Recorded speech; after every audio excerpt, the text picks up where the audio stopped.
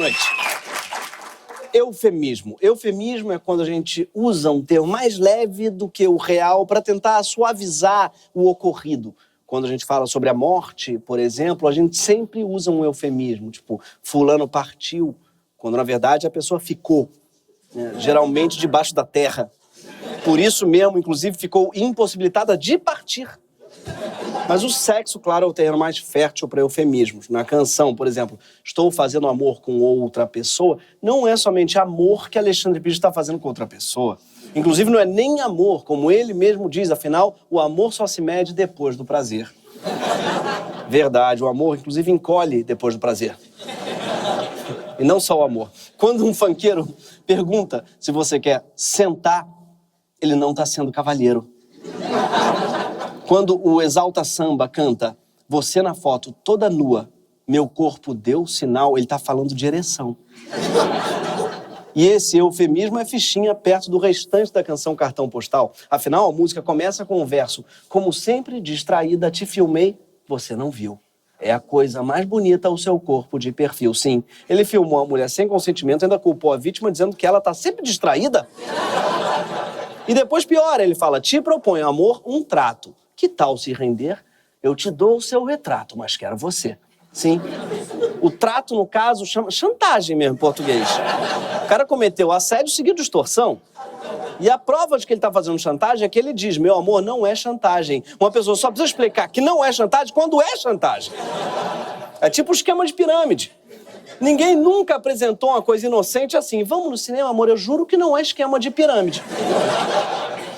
Toda vez que a pessoa apresenta com esquema de pirâmide, é esquema de pirâmide. Essa é a regra da humanidade. Mas os anos 90 foram tão doidos, gente, que o Exalta Samba cantou essa canção no Criança Esperança, para uma plateia majoritariamente infanto-juvenil.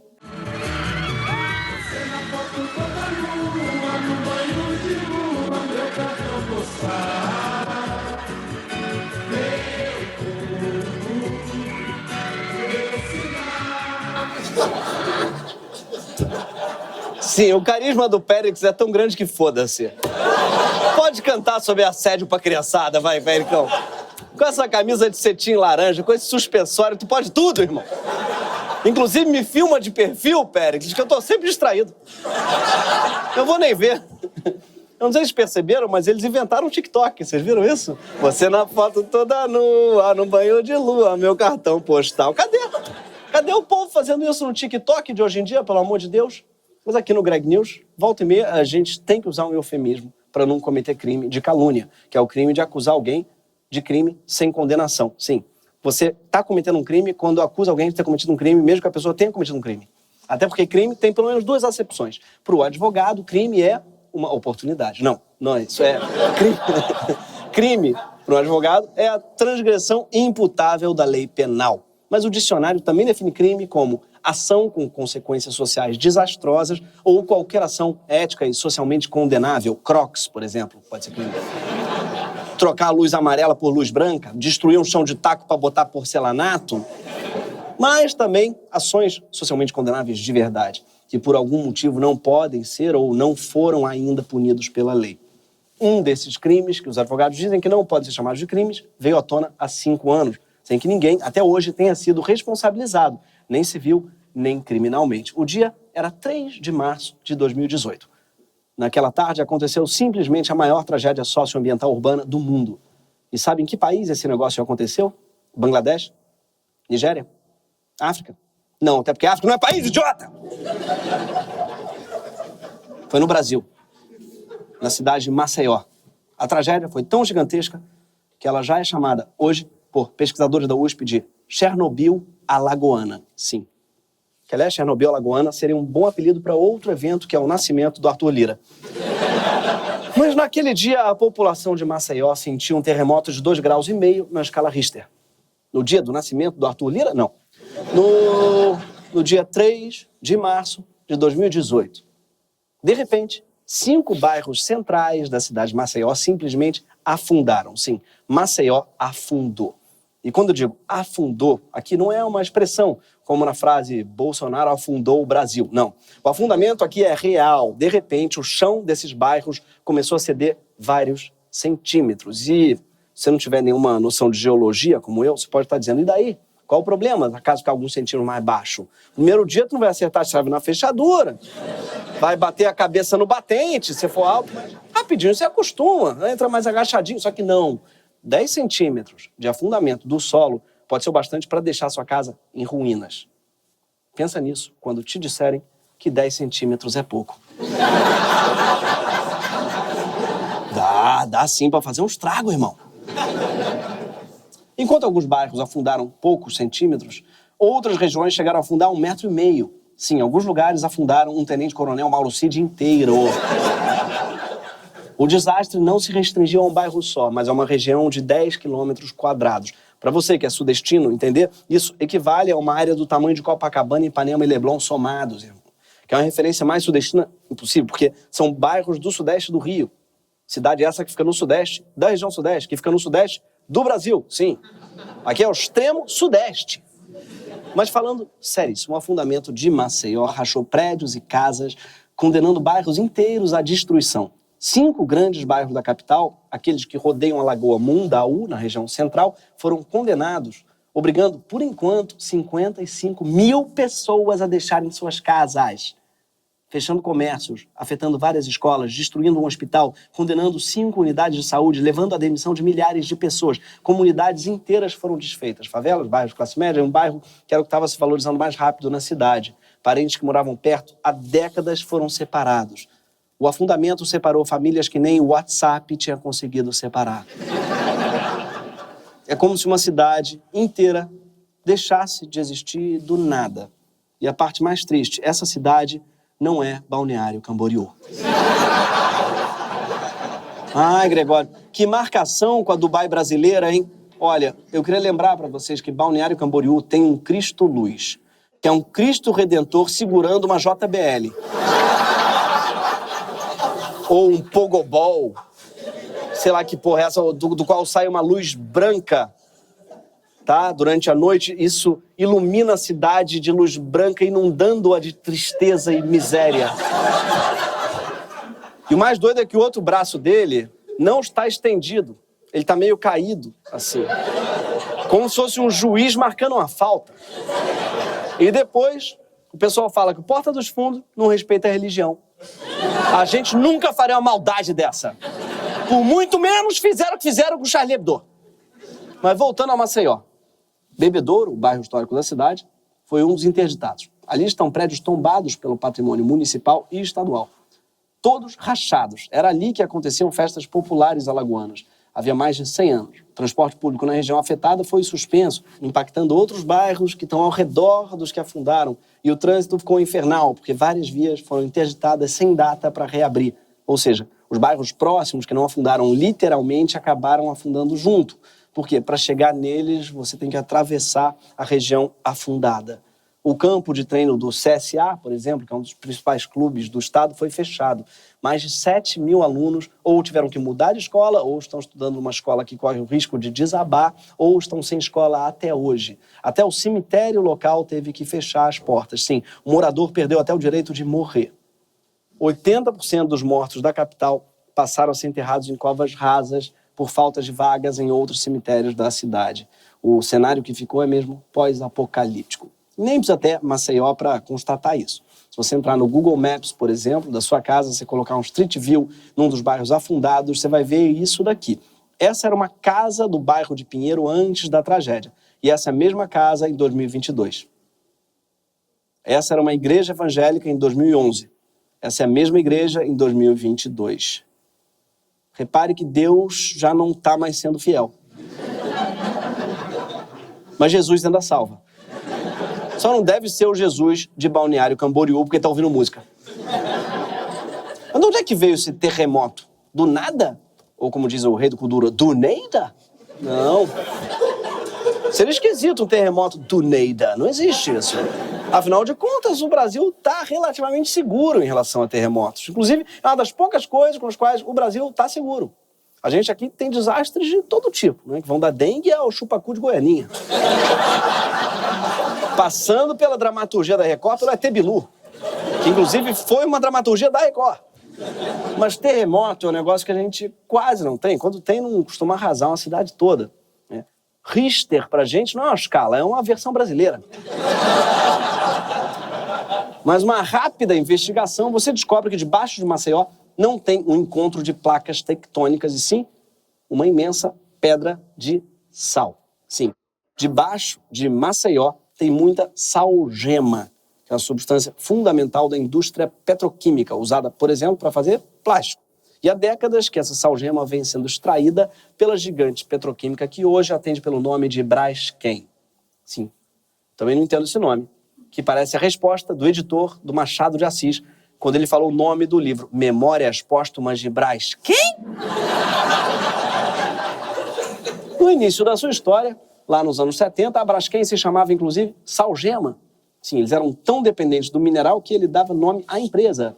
Tipo a banda Só no Sapatinho, cujo sucesso era Só no Sapatinho, música cujo refrão era Só no Sapatinho e foi lançado num álbum de nome Só no Sapatinho. Desde essa época em que se chamava Salgema, a Braskem abre minas para retirar a substância do solo de Maceió de forma inadequada, desestabilizando as cavernas subterrâneas que ficavam embaixo dos bairros, 1000 metros abaixo do nível da rua. A população, lá em cima, nem sabia direito que tinha uma mineradora explodindo minas debaixo das suas casas. E você reclamando que o vizinho de baixo está aprendendo a tocar bateria. Maceió estavam explodindo as paredes debaixo de você. Em 4 décadas de perfuração, a Braskem retirou o equivalente ao volume de 3 estádios do Maracanã do subsolo de Maceió, segundo o órgão federal de geologia. Foram 35 minas de sal escavadas, algumas bem próximas umas das outras, até que o solo ficou parecendo um queijo suíço e cedeu, feito um queijo brasileiro, um catupiry, afundando boa parte do centro de Maceió. E não foi por falta de aviso. O professor José Geraldo Marques já tinha dito que isso podia acontecer desde 1978, quando ele era o equivalente a secretário de Meio Ambiente de Alagoas. Ele emitiu um laudo contrário à instalação da empresa no local. Sugeriu que a empresa fosse instalada em Tabuleiro do Pilar, fora da capital, longe das lagoas de Maceió, pelo perigo que a extração de salgema representaria ali, no meio de uma cidade. Não pegou muito bem para ele. Vai saber por que o José acabou obrigado a se demitir do governo e o projeto foi aprovado.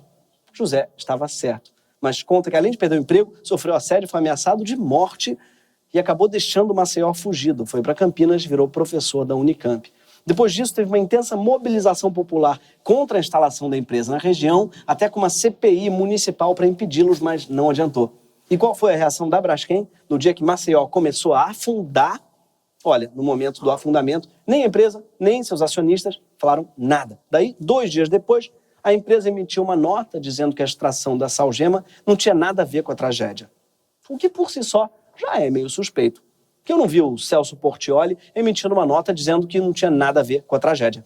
E deve ser porque ele não teve nada a ver com a tragédia.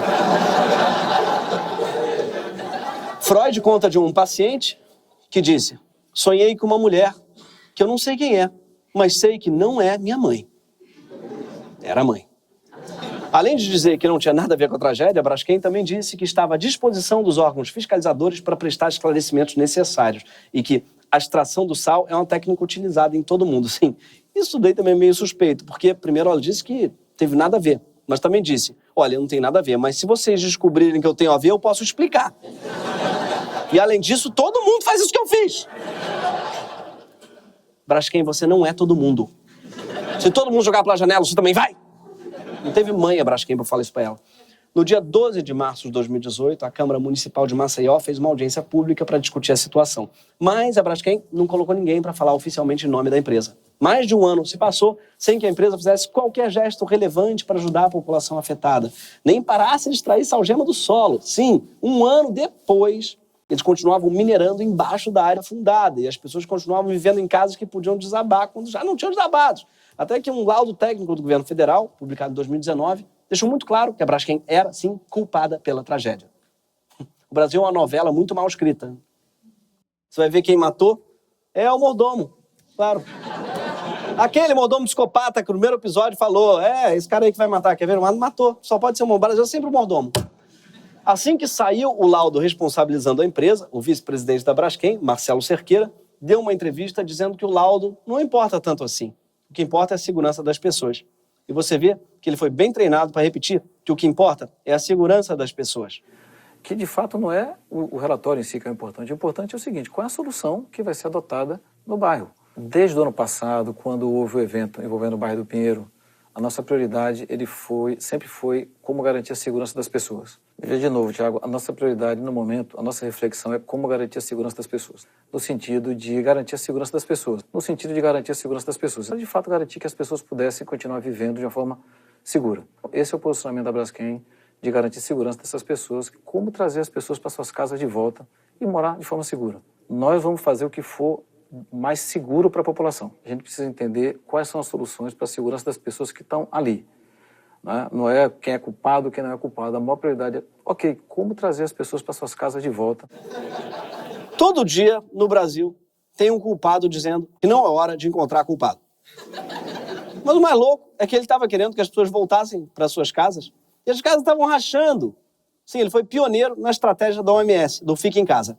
Mas não foi só a Braskem que se esquivou da responsabilidade depois da divulgação do laudo. O governador de Alagoas, na época do desastre, era ninguém menos que Renan Filho, hoje ministro dos Transportes do governo Lula. E o que é que ele fez? Defendeu que a empresa continuasse operando no estado depois da tragédia. Pior, o laudo também responsabiliza o IMA, que é o Instituto do Meio Ambiente de Alagoas, que é de responsabilidade do governo e tinha dado as autorizações necessárias para a Braskem operar. Mas Renan se recusou a comentar esse fato.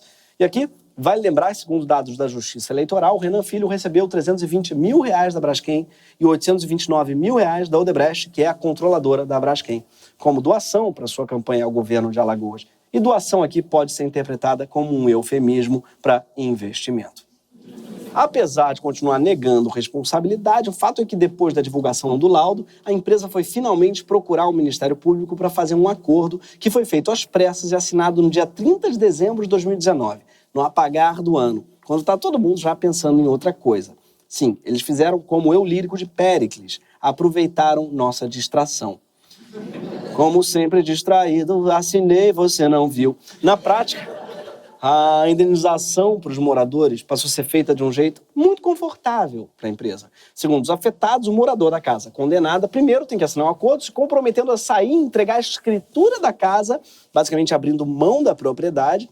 E quem aceita a proposta recebe uma ajuda de R$5 mil para a mudança e um auxílio mensal de R$1.000 da empresa, enquanto tenta chegar a um acordo sobre o valor do imóvel que teve que ser desocupado. Só que 15 mil casas foram desapropriadas, portanto 15 mil famílias tiveram que procurar casa nova de uma hora para outra, o que fez com que o preço do aluguel no resto da cidade disparasse e os R$1.000 não dessem para nada. E é só nesse momento que o morador já fora de casa, ganhando um aluguel social muito baixo, que eles começaram a negociar o valor a ser pago pela propriedade dele. Não à toa, muitos dos moradores reclamam dos valores oferecidos. Moradores de imóveis do bairro do Pinheiro, atingidos pelas rachaduras, estão questionando o valor das indenizações oferecidas pela Braskem. Porque além dos danos que foram causados ao bairro que a gente mora, né, nós estamos nos deparando com propostas indecentes de indenização dos nossos imóveis. Nós estamos recebendo propostas de pagamento pelo imóvel que não condizem com a realidade de mercado, nem no ano em que o problema começou a ser causado. É uma espécie de trato no qual o morador é a mulher nua e a Braskem é o Péricles. E ainda tem mais uma coisa muito absurda no acordo. Ele transfere a propriedade dos terrenos desapropriados para a Braskem. Cada acordo, entre aspas, desse que é fechado, a pessoa primeiro aceita sair. Eles lacram, oferecem um apoio para a pessoa sair, um tal de um aluguel social. Mas a pessoa só consegue fazer isso se entregar o documento. E aí a Braskem passa a ser proprietária do seu imóvel, do seu patrimônio. Juridicamente, o que está acontecendo é um grande equívoco, porque a Braskem, a pretexto de indenizar, está comprando aquela região. É uma interpretação jurídica, né? Pode ter outra, mas a princípio o que se percebe é isso. É uma interpretação jurídica, pode ter outras, é a maneira dele se esquivar de um processo. Quer dizer, essa é a minha interpretação cômica, pode ter outras. Mas eu adoro que um advogado ele é o seu próprio departamento jurídico. Ele mesmo faz o jeito dele dizer as coisas. Mas vocês entenderam o que ele disse, não é? A tragédia provocada pela Braskem pode acabar se tornando, na verdade, um dos maiores negócios da história do mercado imobiliário. Esse cara aqui, o presidente da Associação dos Empresários Prejudicados pela Mineração, ele explica como. Eu sou do mercado imobiliário, tá? A Braskem ela está ficando com 3 quilômetros de orla lagunar e em torno de 300 hectares em área urbana, num dos melhores bairros, na verdade, uma das melhores regiões de Maceió. Em valor futuro, em valor presente, se ela fizesse um bairro planejado, ela faturaria 40 bilhões de reais. Ela está provisionando 10 bi para resolver o problema dos bairros em fato relevante na Bolsa de Valores. Mas, potencialmente, vai lucrar 40 bi quando estabilizar a questão dos solos. Pode demorar 10 anos, 15 anos, mas para uma empresa que está na Bolsa de Valores, isso vira um ativo. Sim, os caras estão transformando o afundamento num puta case de sucesso, Mel. E essa é a interpretação imobiliária, pode ter outras. Mas é claro que quando a Braskem fala do acordo, ela pinta um quadro bem mais bonito. O programa de compensação financeira e apoio à realocação completa 3 anos e está perto de ser concluído. Criado para promover a segurança dos moradores dos bairros afetados pelo fenômeno geológico, o programa vem permitindo que eles possam ser realocados e indenizados de maneira justa no menor tempo possível. Sim, mesmo depois do laudo, eles chamam o afundamento de fenômeno geológico, que é o maior eufemismo de todos. É tipo chamar uma brochada de fenômeno gravitacional. Os caras transformaram o solo da cidade num queijo suíço. Ela veio abaixo. Quando dá merda, eles botam a culpa na geologia. É a astrologia deles. Em 2019, a empresa criou um canal de YouTube chamado Braskem Explica, só para falar da tragédia e explicar que ela não tem nada a ver com isso. Mas se tiver, já tá fazendo tudo que é necessário para compensar a população de Maceió. Ela faz isso fazendo o quê? Usando tecnologias muito inovadoras. Inclusive, essa que eu fiquei abismado, com sinais de trânsito. Hoje, no Braskem Explica, vamos falar sobre os semáforos inteligentes. Quem circula na região já pode ver os novos semáforos instalados. Os equipamentos têm tecnologia de ponta e formam um sistema inteligente que vai deixar o trânsito mais fluido e seguro para pedestres, motoristas e ciclistas. Uau! Gente! Primeiro que o Maceió, o que mais precisa hoje são semáforos inteligentes. Mas pelo que eu entendi, consiste num sistema, tá? Que quando o sinal dos carros fica verde, o outro pro pedestre fica vermelho! E aí o pedestre tá olhando lá. Quando o dele fica verde, é porque o outro que tá vermelho! E eles se conversam, porque nunca os dois ficam verdes ao mesmo tempo. Gente, isso é inteligente pra caralho. Porra! Parabéns, hein, gente? Porra, fiquei bolado com a inteligência dessas porra desse semáforo aí. Os bichos nem entendem Grande Sertão Vereda, esse semáforo aí. É umas coisas, uma inteligência. Mas não para por aí. Por quê? Porque os investimentos da Braskem são mesmo impressionantes. Para preservar a memória da cidade, a empresa está lançando mão de um procedimento sofisticadíssimo chamado de tirar fotos. No Braskem Explica de hoje, vamos falar sobre como está sendo feito o registro dos imóveis com valor histórico e cultural para futuras ações de preservação da memória dos bairros. Câmeras 2D e 3D captaram as imagens, que serão agora transformadas em réplicas digitais Para mostrar detalhes da fachada e do interior. Sim, eles vão ter que demolir tudo por questões de segurança, mas vai tirar muita foto. E eu gosto que eles falam câmera 3D e 2D, sim. A tecnologia super moderna essa da câmera 2D, que é uma câmera que pega as 2 dimensões. Eu nunca tinha ouvido essa câmera 2D, porque não faz o menor sentido. Ela pega pra cima e pra baixo da imagem. Não é um traço só, que é um D, não. Ela pega, entendeu o que eu quero dizer? Ela tira a foto, você vai ver, e tem 2D. É, porra. Todo mundo que teve a casa demolida vai poder ver fotos. 2D! Sim, assim como o lírico do Exalta Samba, a Braskem tá tirando fotos da cidade distraída pra ficar vendo depois, sempre negando que tenha cometido algum crime durante o processo. Mas a Braskem precisa muito que pareça que está tudo bem, especialmente agora, né, nesse momento. E por quê? Porque a empresa está à venda. Hoje, 47% do capital votante da Braskem é da Petrobras, uma empresa cujo sócio majoritário é a União. E 50,1% são da Odebrecht, uma empresa de capital fechado, ou seja, com poucos acionistas, que recentemente mudou de nome para Novonor. Sim, a Odebrecht também passou por um processo de eufemismo no nome. Estava muito grave falar Odebrecht, está muito pesado. Um karma. Não sei por quê. As pessoas falavam que estavam trabalhando na Odebrecht, os outros começavam a chorar. Ai, tadinho, ai, desculpa. Processo esse que os publicitários chamam de rebranding. E Nor, caso esteja se perguntando, de Novo Honor, é uma homenagem ao patriarca Norberto. Novo deve ser ao partido, talvez. E como tudo que tem novo no nome, é uma versão piorada da antiga. É tipo Nova Skin e Novo Ensino Médio. Só que a Odebrecht precisa vender suas ações da Braskem para pagar suas dívidas. E sabe quem está querendo comprar a Braskem justamente para salvar a Odebrecht? A Petrobras, instigada pelo governo Lula. O fato é que ninguém parece interessado em punir de verdade os responsáveis, nem indenizar de verdade as vítimas, nem o governo federal, já que a Petrobras já é dona de boa parte da Braskem e pode acabar detendo ainda mais ações dela.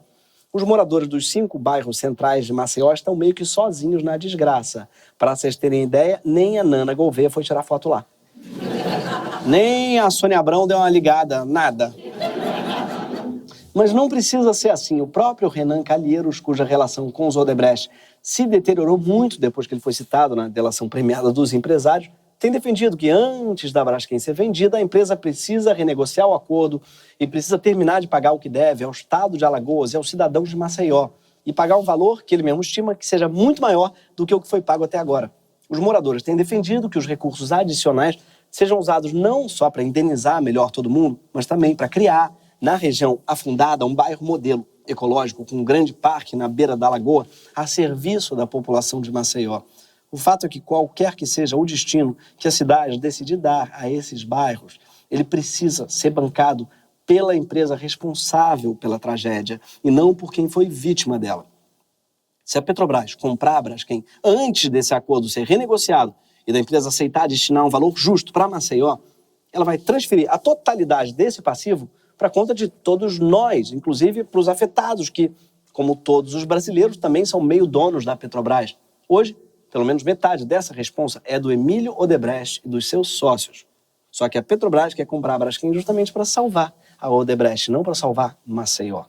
Isso diz muito sobre as nossas prioridades. A gente está mais preocupado com o afundamento de uma empresa do que com o afundamento de uma cidade.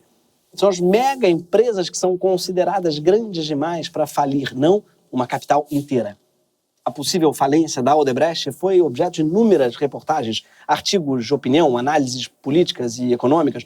Já a tragédia de Maceió, que é a maior dessa natureza no mundo, que desalojou dezenas de milhares de famílias, afundou bairros inteiros de uma grande cidade brasileira, é uma ilustre desconhecida do grande público. Isso não é por acaso, é reflexo de uma sociedade mais preocupada com suas corporações do que com suas comunidades. E é por isso que o futuro de Maceió e o que virá depois de suas ruínas diz muito sobre o futuro que a gente vai escolher para o nosso país. Punir os responsáveis e cuidar das vítimas aqui é mostrar que a gente ainda não perdeu a capacidade de se sensibilizar com as verdadeiras tragédias, aquelas que não podem ser tratadas com eufemismos. Esse foi o Greg News.